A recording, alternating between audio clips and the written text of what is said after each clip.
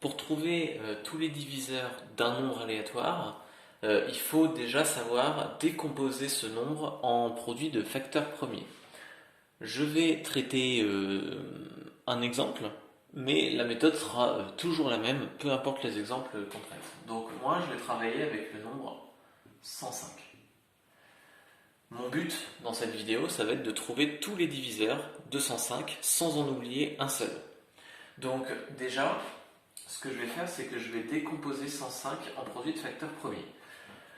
Comment je fais pour décomposer 105 en produit de facteurs premiers? Je vais tester successivement tous les nombres premiers en espérant trouver un nombre premier pas trop compliqué à utiliser ou éventuellement un critère de divisibilité pour réduire le plus possible mon nombre en produit de plusieurs facteurs.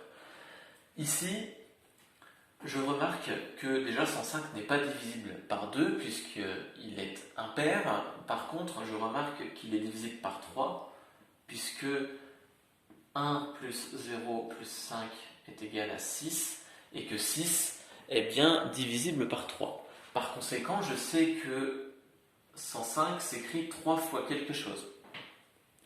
Ensuite, deux choix. Soit vous arrivez à calculer de tête 3 fois quoi est égal à 105, donc c'est-à-dire 3 fois 35, soit vous n'arrivez pas à calculer de tête le nombre ici qui manque, et donc vous continuez à chercher des facteurs premiers ou des diviseurs qui sont plus évidents.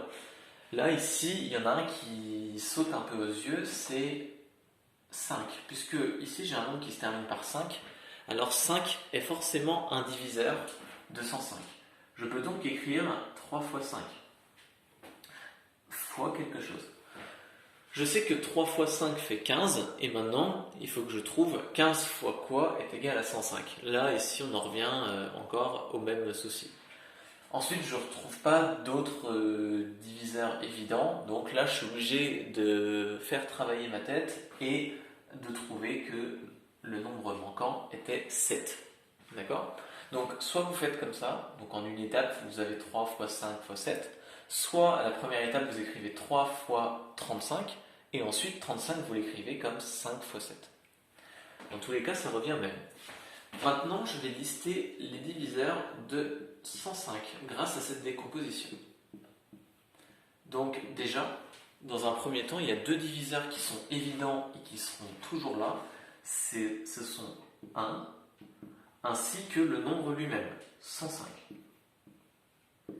Ensuite, tous les nombres qui apparaissent dans la décomposition en facteurs premiers sont des diviseurs. Donc 3, 5 et 7 sont tous les trois des diviseurs de 105. Maintenant, c'est pas fini puisque toutes les multiplications à deux termes que je peux faire dans cette décomposition sont aussi des diviseurs. C'est-à-dire que 3 fois 5, 5 fois 7 et 3 fois 7 sont aussi des diviseurs. Donc, pour faire ces calculs-là, on fait tout de tête, puisque ici c'est pas bien compliqué. 3 fois 5, ça fait 15.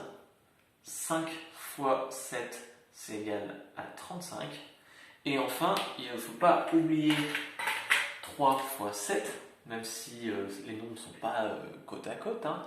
3 multiplié par 7, c'est égal à 21.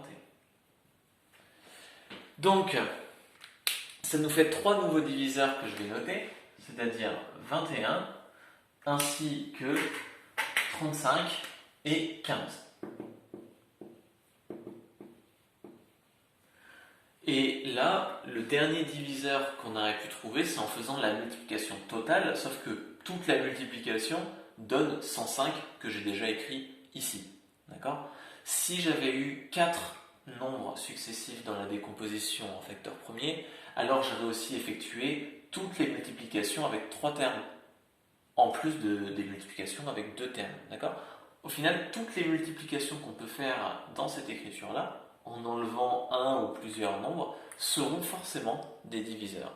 Donc là, j'ai terminé, j'ai trouvé mes deux diviseurs évidents, j'ai trouvé mes trois diviseurs qui apparaissent dans ma décomposition en facteurs premiers, et j'ai trouvé mes trois autres diviseurs qui sont issus des multiplications à deux termes que je viens d'effectuer.